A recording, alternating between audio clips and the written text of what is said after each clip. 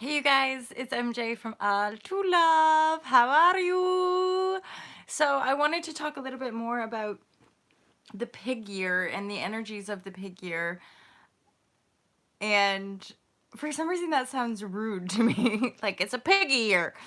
Um, and how it relates to global change, because I do talk a lot about systematic change, the global paradigm shift, and just global change and energetically what it means, and ultimately how it feels in this phase to be a human undergoing great and radical change, and why it's important, I would say anyway, for us as humans to really encourage one another to attune to that intuitive knowing, to drop in to an embodied awareness so that we can kind of activate an more infinite intelligence stream of energy from within us. So we're awakening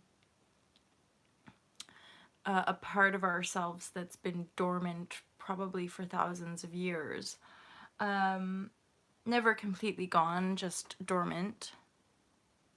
And it really is a great awakening. I'm having for some reason like a vision of the frequency where certain aliens or beings, yeah, beings who live on a certain frequency. Some people have called them grays, other people have different words for them. And again, there's it's all still an aspect of our own creation. We are it's but I think sometimes I'm aware of our tendency as humans to really kind of take everything literal as the literal as in the kind of the reality of manifestation. And I would say life itself is way more fluid and dreamlike in its just nature. I talk about it in the Fearless Life Guide. We start to awaken to like you create your own reality. And then we talk about how it's nice when we can be having lovely experiences, be like, see, I'm a creator of my reality. But then when shitty stuff happens, or when we open our heart and our mind and our eyes to the greater world spectrum, then we see disparity. We see poverty and violence on one end, and we see great wealth and freedom on the other end. And then often it's that disparity that we observe that can invoke some of the greatest healing from within us. Healing things like guilt so that we stop punishing ourselves. Healing things like shame so we stop denying ourselves and stop lying to ourselves and one another. So as much as it can be like a turbulent kind of energy from within, ultimately, and I've said it before, and I imagine it's just going to continue to be very similar themes, but what we're really asking of ourselves and one another is to be open and exposed and vulnerable and start shedding, just start expressing the feels and like who you are and what's going on and what are you processing, and kind of all being able to put our hands up and say we all have trauma and distortion, and there's nothing, even though we might be feeling shame, there's nothing ultimately to be ashamed of. In fact, the only thing that we could possibly be ashamed of is carrying the shame.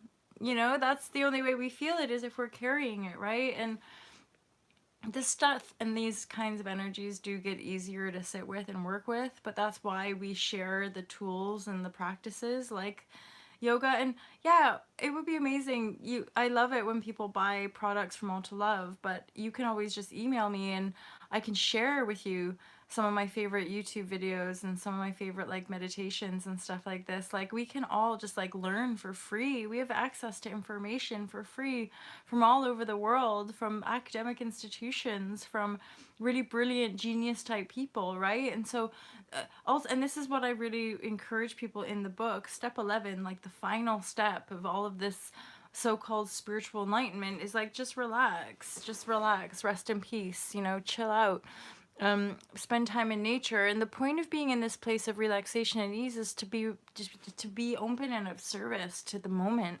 of what the moment is here to usher. And it's something I'm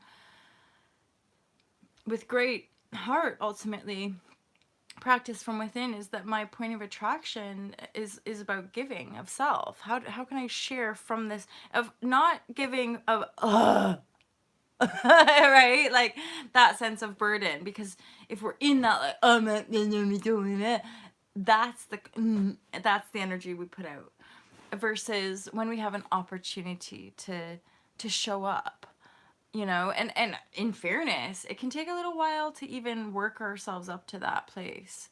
You know, we might be more heavily laden with our entitlement. We might be more heavily laden in our resentments and our jealousies, and it means we have to be able to take a good honest look at the frequencies that we're vibrating.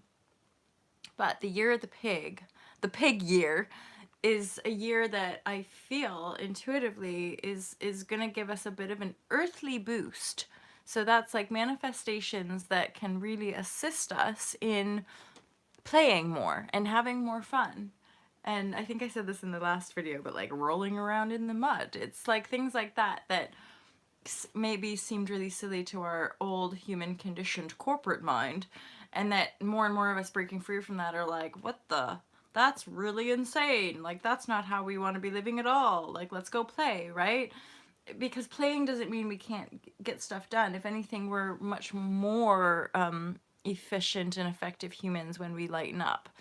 And then oh yay, we can actually enjoy life, and we can enjoy the dynamism of life without living in denial of any aspect of ourselves, which, whether society or our parents or some past life memory, whatever, is making us feel or think that we're not enough, that we don't deserve to be here, whatever, then that's the energy we want to just keep shining light and being like, hold it down, I do deserve it.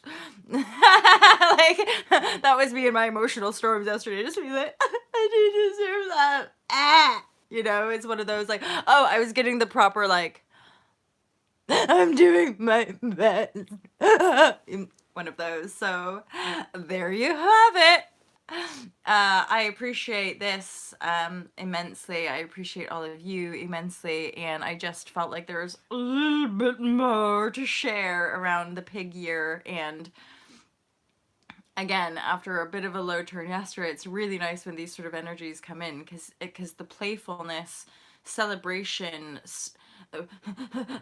and it's like the darkest before the dawn thing. I watched Adrienne Elise, and she mentioned it's like similar if you're climbing a mountain. Like, the closer you get to the top, sometimes the less you can actually see the top. Like, it's cloud coverage, or just simply like the closer you get to the top, you're just like, like your whole body is shaking. You're like, am I there? I don't know. Whereas like when you first start off, you're like, do do do do.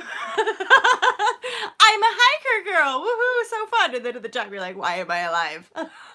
Why did I do this? It's great. I've just worked it out for myself, being like, yeah, that was yesterday. I'm like, why am I alive? What is the point?